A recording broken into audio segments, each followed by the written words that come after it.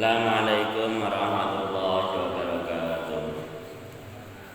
A'udzubillahi minasyaitonir rajim. Bismillahirrahmanirrahim. Alhamdulillahilladzi hadana li hadza wa ma kunna linahtadiya laula an hadana Allah. Wassalatu wassalamu ala habibina wa syafi'ina wa qurrati a'yunina sayyidina wa maulana Muhammadin wa ala alihi wa ashabihi wa man tabi'ahum bi ihsan ila yaumil qiyamah. Faqala al-musannif rahimahullah ta'ala wa adala naf'abihi wa bi'ulumihi fid darain. Bismillahirrahmanirrahim.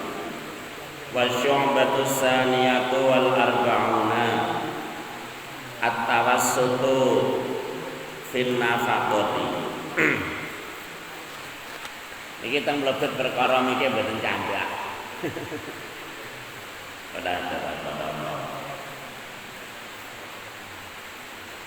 Wa syu'batu saniyatu wal arba'una utawi cabange iman kang kaping 50 kalih.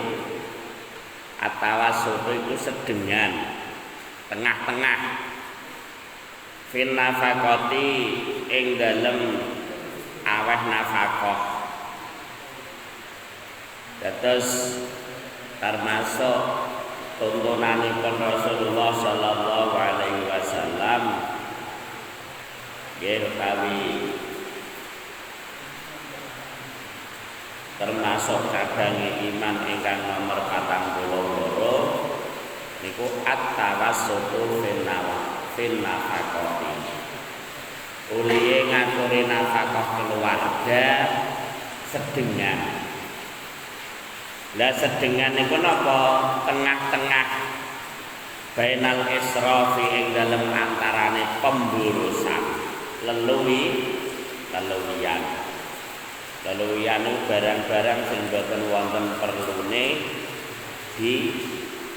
dituku termasuk israf. Barang-barang sing boten wonten kebutuhane dituku apa digunakno. Wal iktari lan ngirit-ngirit kebangetan ya mboten apik. Dados nafkah tawi maringi blonjo keluarga boros ya mboten apik, ngirit-ngirit kebangetan ya mboten apik. Sing apik tawassut sedengan tengah-tengah. Pamane ngantos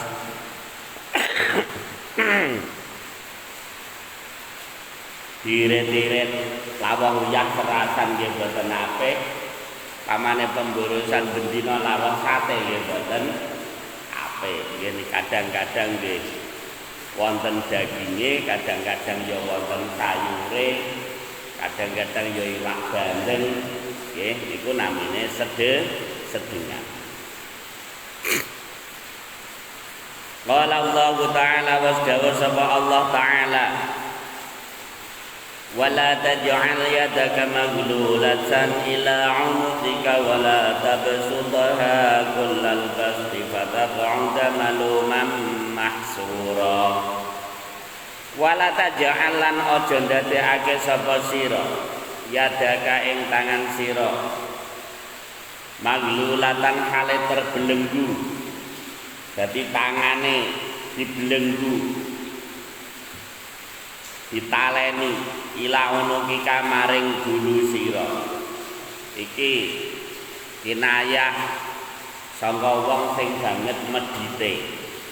Niku kaya-kaya wong mau tangane niki terbelenggu nek nggone gulune mboten purun aweh niki.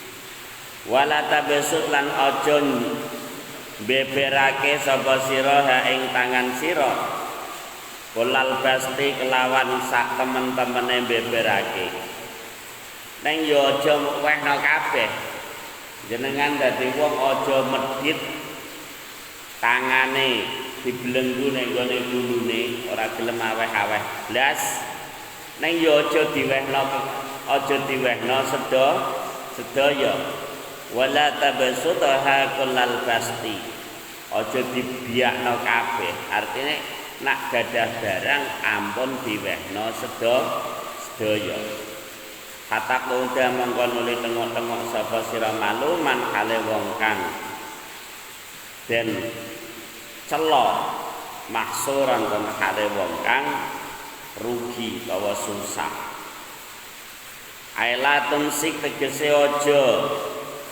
ngeker sapa sira yadaka ing tangan sira anil infaki saking dermaake harta benda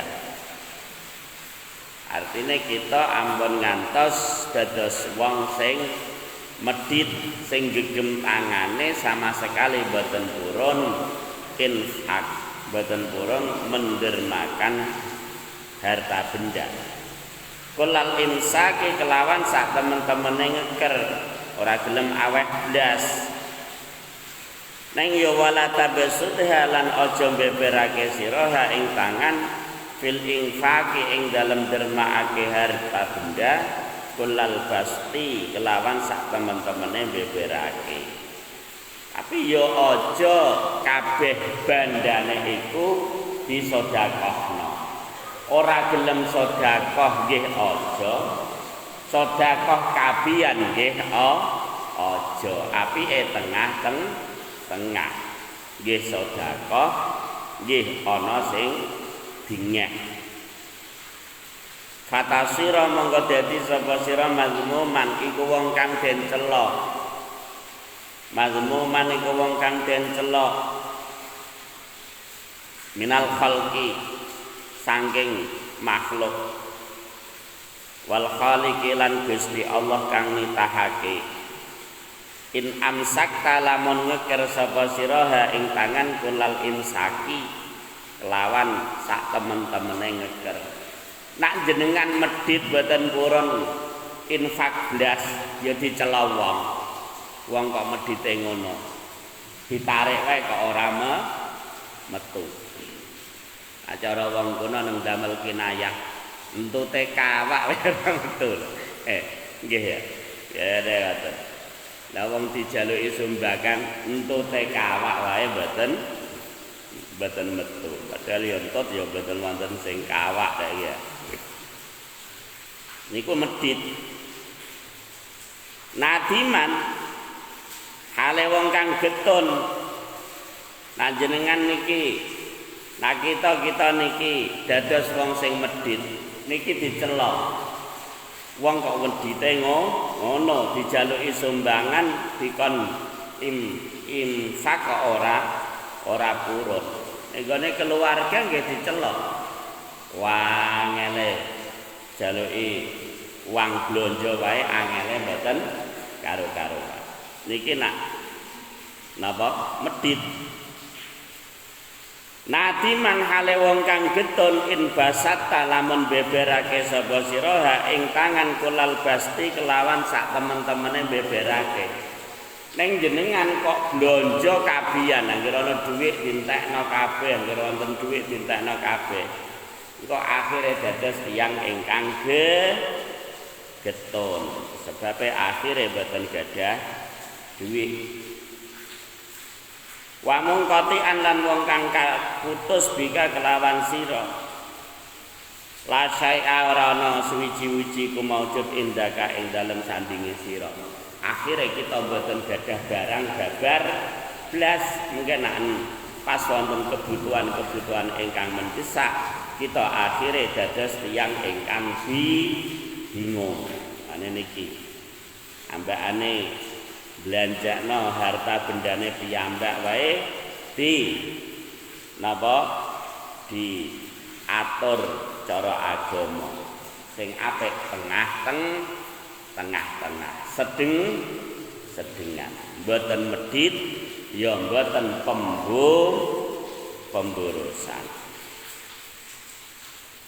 wa qala lan dawuh sapa Gusti Allah taala wala tubadzir tabdzira lan aja mubadzirake sapa sira kabeh sapa sira tabdziran kelawan mubadzirake. Dadi jangan bil infaki tegese uliye mubadzirake fil maksiyati ing dalem nglakoni dosa. Dados cara saiki kathah urunan-urunan sing boten pas nggih niku ya termasuk mubadzirna napa mubadzirna harta benda. Innal mubadzirina kanu ikhwanasy syayatin. Satemene pira-pira wong kang mubadzirake harta benda, orang yang menghambur-hamburkan harta benda. Jadi biasane tiyang niku ngoten, tak golek dhuwit wangile mboten karuan, neng krana seneng nek nggone sijine kemaksiatan, nak ngetokno ya mboten eman-eman. Ngantos ratusan juta, ngantos puluhan juta mboten eman-eman. Iki termasuk tiyang sing mubadziraken apa? Mubadziraken harta benda. Kana ku ana sapa al mubadzirun. Wong-wong sing mubadziraken harta benda iku ikhwana syayatini. Iku pira-pira dulure setan. Ai amsalahum. Tegese pira-pira wong kang madani setan. Bisyararati ing dalem olone. Bisyararati ing dalem olone. Padha. Terus niki tiang-tiang ingkang menghambur-hamburkan harta benda niki termasuk dulur-dulure setan. Ing dalem Allah. Wa qala lan dawuh sapa Kanjeng Nabi Muhammad sallallahu alaihi wasallam. Ma khaba man istakhara wala nadima man istasyara wala ftaqara man iqtasada. Ma khaba ora bakal rugi, ora bakal getun. Man sapa wong istakhara kang gelem istikharah sapa man. Jenengan agadah hajat sing sae, sing gedhe-gedhe niki saene istikharah nyuwun pilihan dhateng Gusti Allah niki apik napa boten. Amane aji nyalon petinggi apa aji nyalon bupati napa aji mantu nggih ana bocah lanang mara utawa nisbate gadah lare jaler ana cah wedok mara saiki apik tah mboten istikharah niki thalabul khairi minallah golek pilihan sing apik saking ngersane Gusti Allah. Carane salat kalih rakaat dadha niku terus ndonga ngoten. Mungkin nak diparingi mantep bahwa delalae nyipi sing api-api upamane berarti istikharah iki hasile apik. Nek nyipi sing medeni wong berarti hasile ora pati apik upamane. Aman-aman ngipine dibudak kasu wae. Tawa ketemu gendruwo. Iki namine istikharah. Tiyang ingkang purun istikharah niki boten bakal getun. Ma khaba manis takhara. Utawa istikharah ne matur kiai ngoten mawon. Istikharah salat dhewe boten mantep-mantep. Sowan kiai. Nyuwun napa petunjuk kiai. Pripun niki Mbah lare kula seneng kalih si A. Niki hitungane sae ta mboten. Nah, niki termasuk istikharah. Nah, cara wong Jawa hitungane napa? Tiba kebugerang Kebu Nah tepah kebo girang aja, lah tepah kebo mana apik. Mboten paham kula itu kan. Niki. Ya, termasuk sunnah. Istikharah niki termasuk sunnah. Nggih. Wala nadima lan ora bakal getun, nggih suwun. Wala nadima lan ora getun man sapa wong istasyara kang gelem musyawarah sapa man.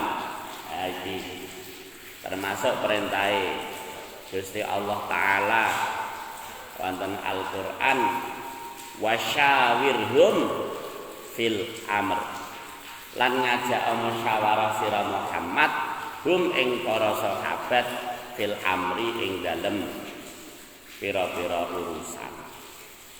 Di musyawarah niku termasuk tuntunanipun agama atas dawuhipun Gusti Allah taala. Lah wong nak purun musyawarah niku mboten bakal getun dirembug. Gadah masalah dirembug. Ampun napa bahasane egois. Ampun egois. Egois niki cara bahasa sosiale ananiyah. Ananiyah niku sengko kata dhamir ana. Ana niku maknane aku. Ananiyah wong sing duweni sifat apa-apa aku. Nah, cara bahasa kerene egois. Mengabaikan pendapat-pendapat orang lain. Wala nadima manis tasyara. Ora bakal getun tiyang sing purun musyawarah. Cara jenengan nak urusane tiyang kathah nun teng dimusyawarahno apa teng ditanggung piyambak? Enteng dimusyawarah. Wonten tiyang sing napa ananiyah. Ananiyah niku nggih napa-napa ana.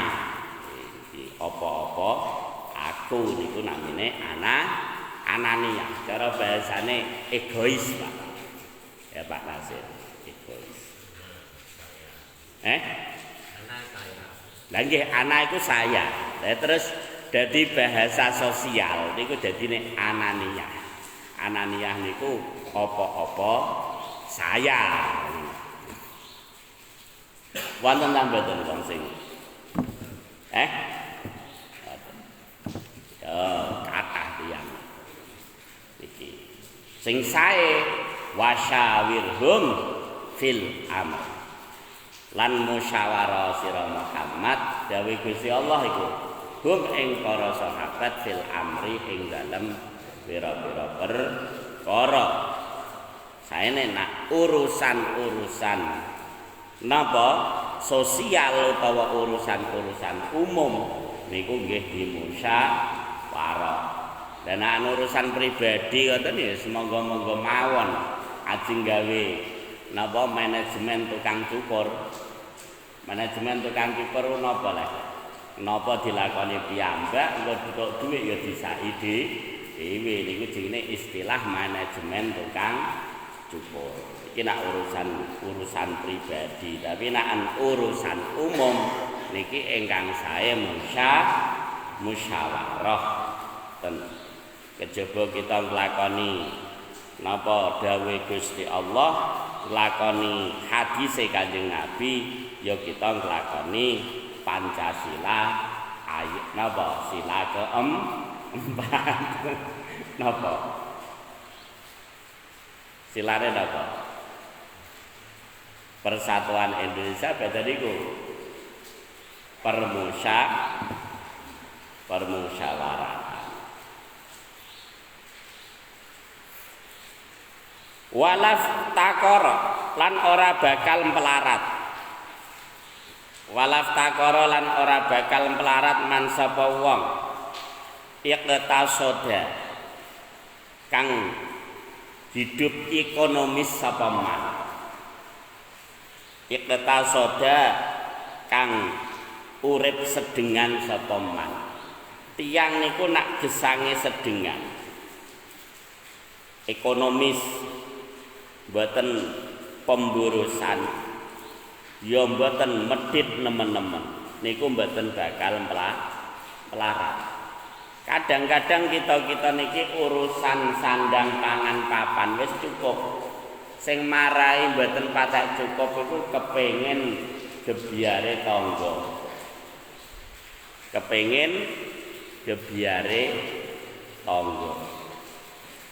Umume tiyang saniki jarang tiyang kok ngantos mboten gadah pangan. Nggih ta betul? Wong kadang berkat ing ngantos kurah-kurah. Nggih ta betul? Tapi kadang-kadang kepengin niki sing ndadekno kita niki rekoso polahe piyambak. Janjane kekuatane tuku sepeda motor, karena tanggane do tuku mobil, duit 10 juta mboten go tuku sepeda motor cash, tapi tinggo kredit mobil. Lho, wonten ta mboten? Akhire bingung sebab ngangkat mboten kekuatane. Ngoten. Nek wonten setunggalipun dawuh al-iqtisadu nisful ma'isyah. Hidup dengan ekonomis niku dados separone sumber ekonomi. Jadi nak kepengin ekonomine tumata nggih uliye pola hidupe disesuaikan kalih kemampuan. Ngoten. Aitawasato tegese tengah-tengah sapa wong bil infaki kelawan uliye belanjaake harta benda. Uliye berderma, uliye membelanjakan harta benda disesuaikan kalih kemampuan. Niku namine iktisad. Tengah-tengah antarane medhit kalih pemborosan. Wala dawa sapa nazimu, sapa kiai kang nadzamake iki kitab. Utsruk wa am sikul lagilin wal hasad. Harim liir dil muslimina fataslamu. Utsruk ninggala sapa sira wa amsik lan becik ngekera sapa sira kulagilin ing saben-saben unek-unek iku pikiran-pikiran sing negatif terhadap orang Islam niku namine gilin. Wal hasad lan drengki. Nggih, wal hasad lan drengki. Harim becik ngaramake sapa sira li'irdil muslimina maring nyiar-nyiarake harga dirine pira-pira wong Islam. Fataslamu mongko slamet sapa sira. Wonten bait niki kita dipun larang duweni sifat gil. Sifat gil niku artine gadah prasangka, gadah pikiran sing elek dhateng sedulur Islam. Mulane tenggene Al-Qur'an dungane napa wala taj'al fi qulubina ghillan lil ladzina amanu.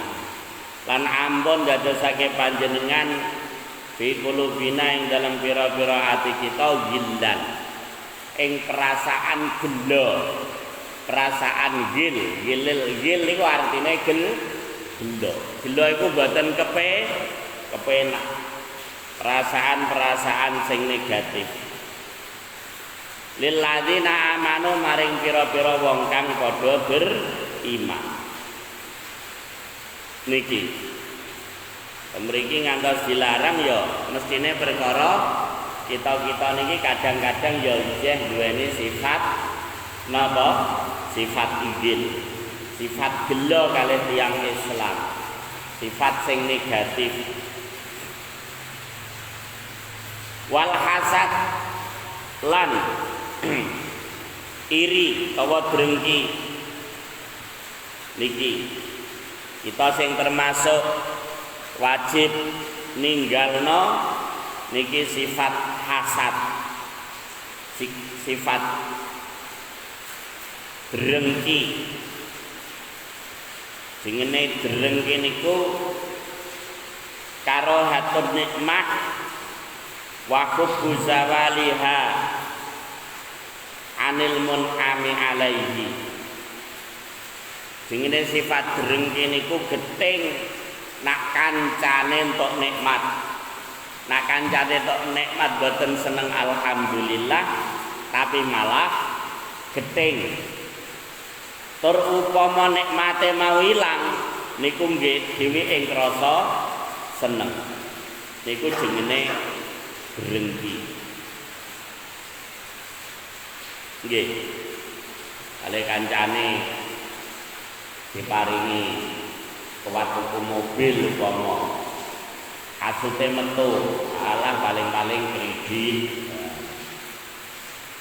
iki utawa alah paling-paling adol warisan kira-kira nek ora gak tuku mobil wonten yang dulure tuku mobil tamane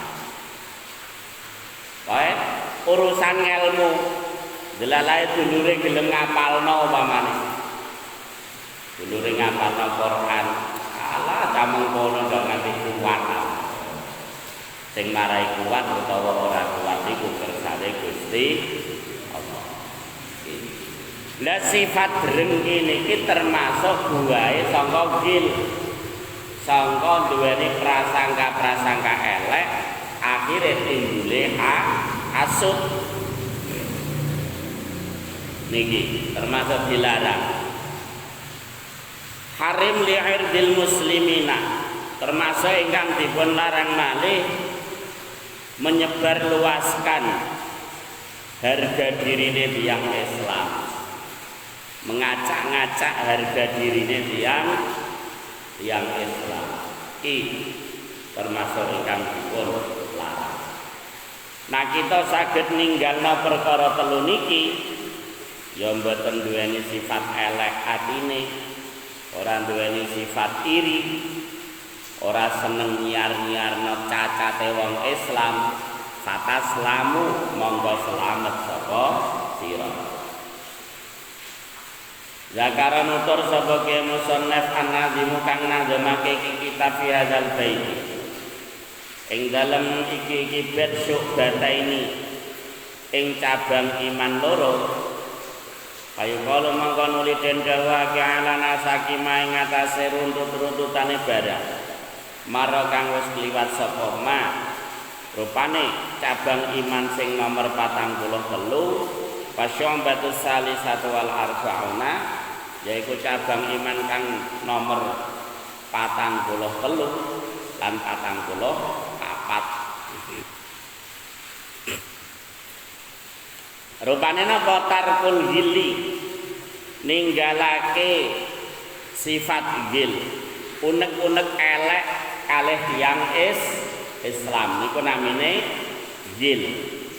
Rabbana la tuzigh qulubana ba'da idh hadaitana.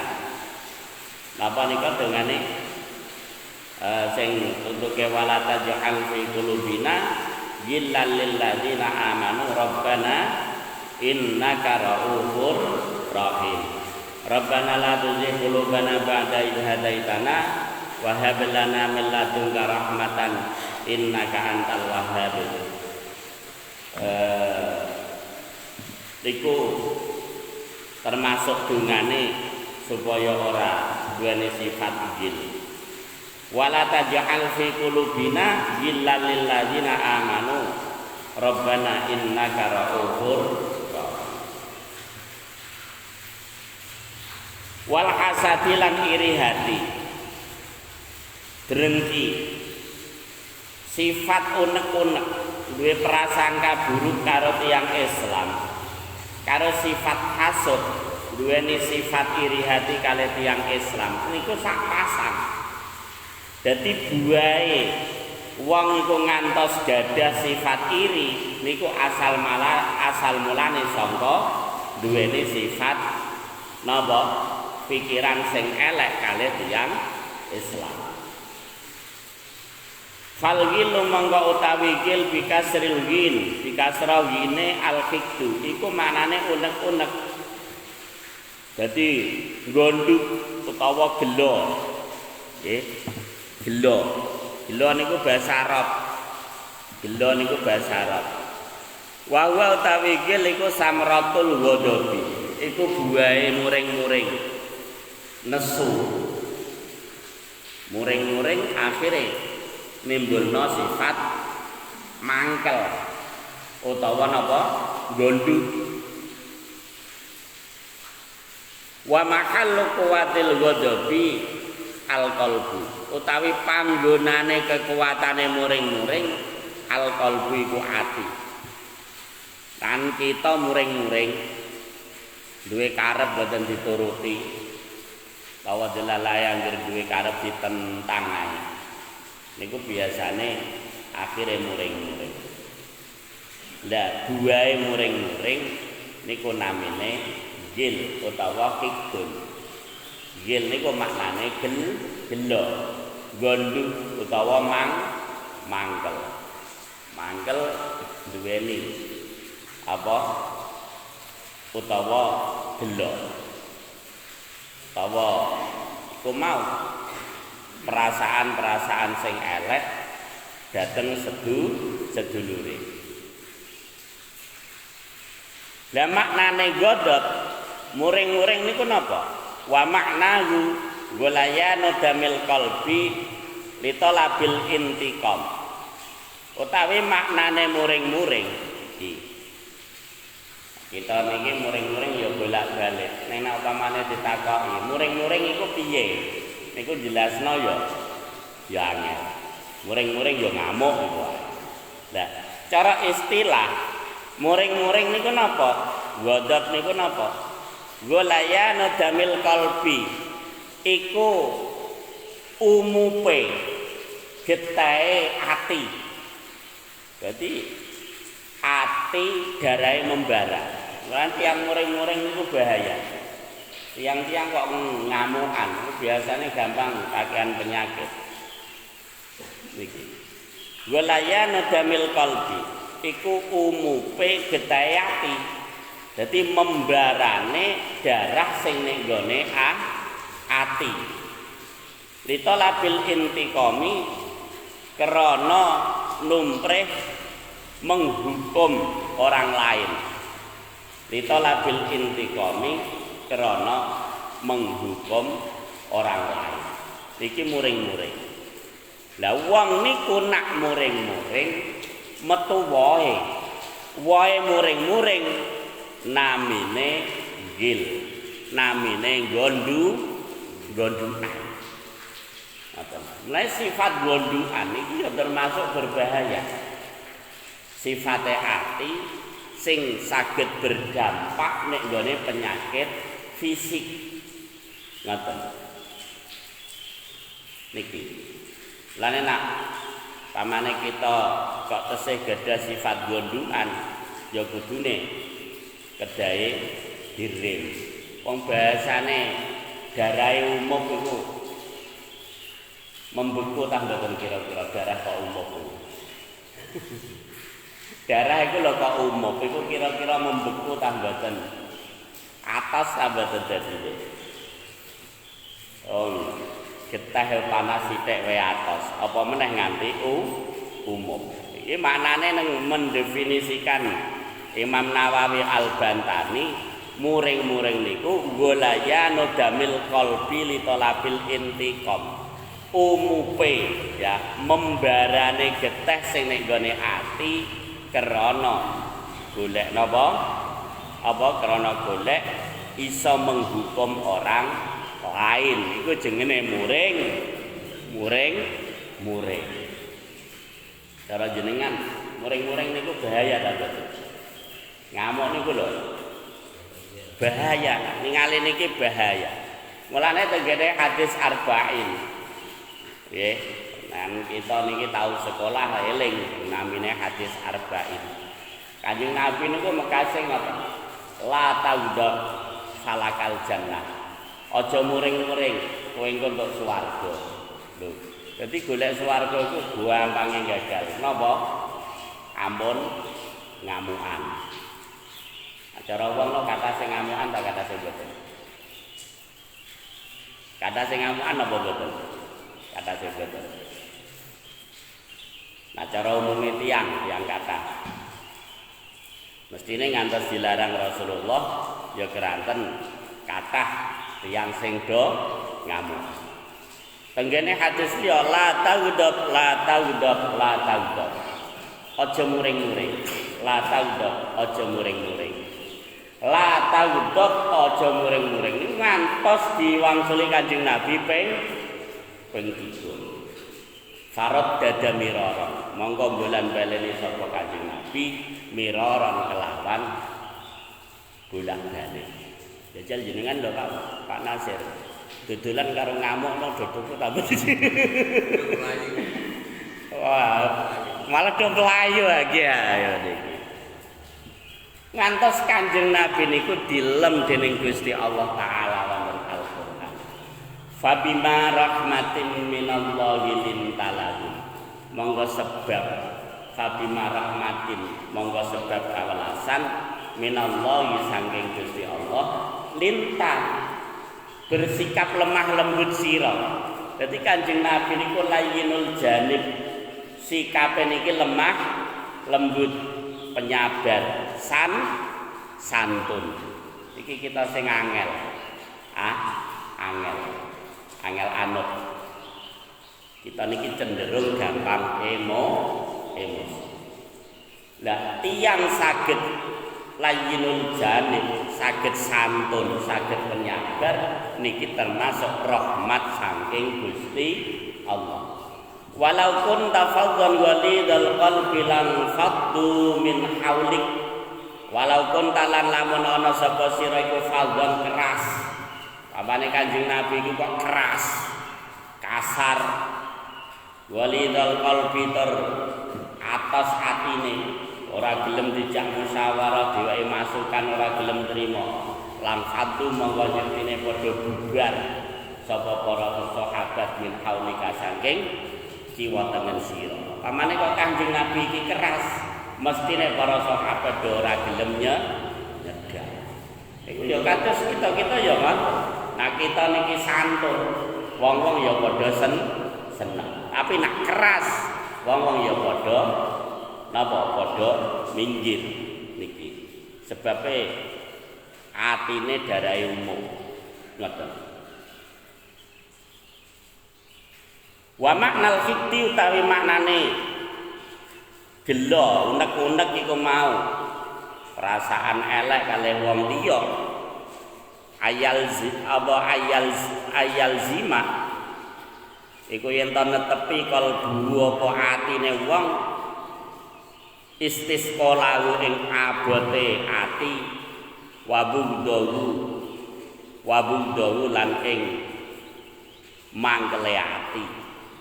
Dikire gil niki mau napa atine tetep ngrasa abot tur ngrasa gondhuk niku namine gil.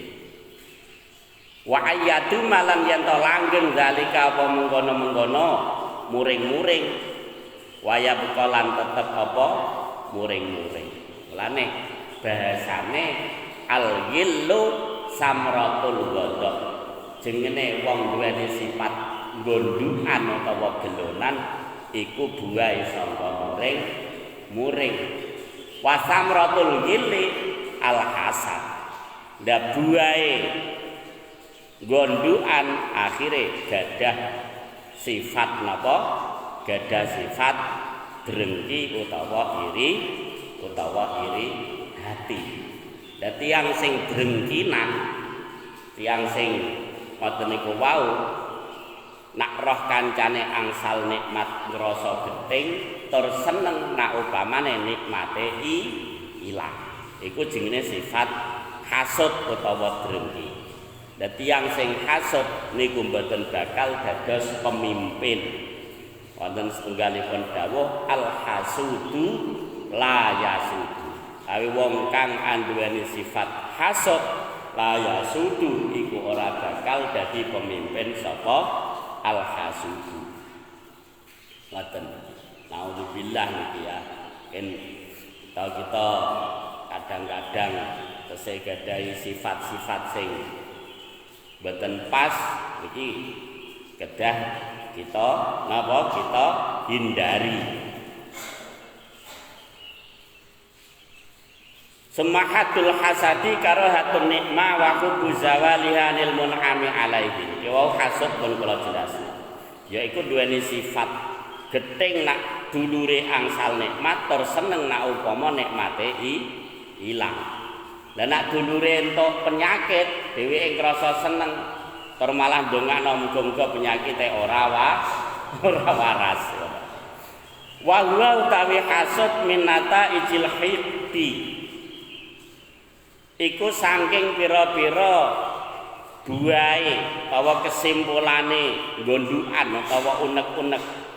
Wal hiqtu minata ijil ghadab utawi duweni sifat gondukan, duweni sifat prasangka sing ora bener karo dulur iku minata ijil ghadab saking pira-pira buahe apa jenenge muring-muring utawa nesu. Fal hasadu mangka utawi sifat drengki farul far'i iku cabange cabang. Dadi sifat iri niku cabange cabang. Pare cabange sifat gil kalih sifat ghadab. Wal ghadabu aslul asli utawi muring-muring aslul asli iku poke pok bonggole bonggol. Dadi kabeh niki sifat iri kalih gondukan utawa gelonan niku sumbere saking sifat ghadab, saking sifat ngamukan. Berarti nek kita saged ngilangi sifat ngamukan, berarti saged ngilangi sifat hasud kalih sifat gelonan utawa godukan. Iki bakas penyakit ati. Wa qala sallallahu alaihi wasallam Maulaya salli wa sallim daiman abada ala habibika khairil khalqi kullihim ya rabbi hayy lana min amrina waj'al ma'una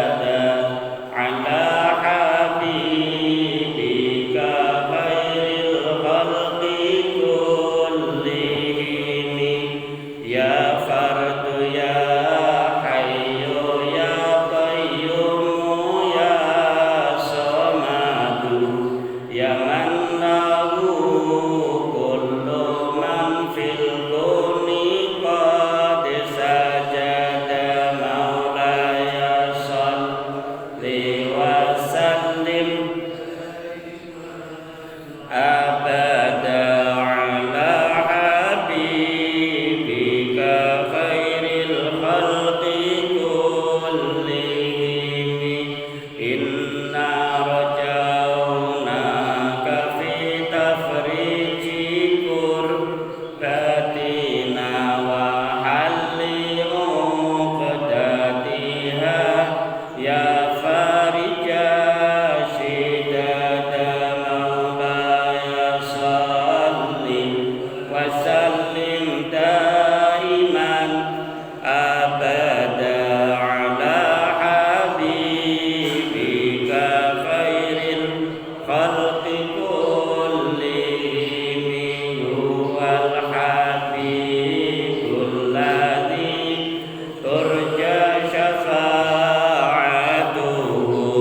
لكل هول من الأهوال مقتحم يا رب بالمصطفى بلغ مقاصدنا واغفر لنا ما مضى يا واسع الكرم يا أرحم الراحمين يا أرحم الراحمين يا أرحم الراحمين فرج على المسلمين بسر الفاتحة.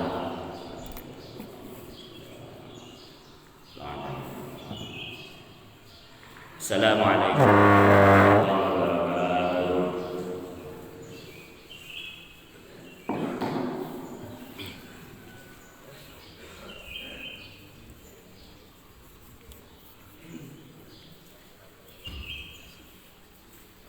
Bon koder dik. Ki apa dik?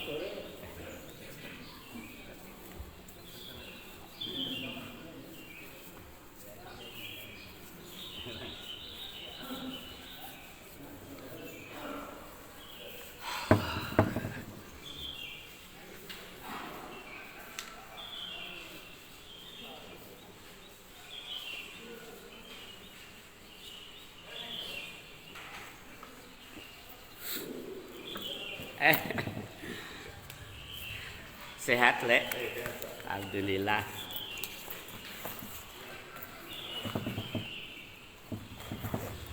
Mangga.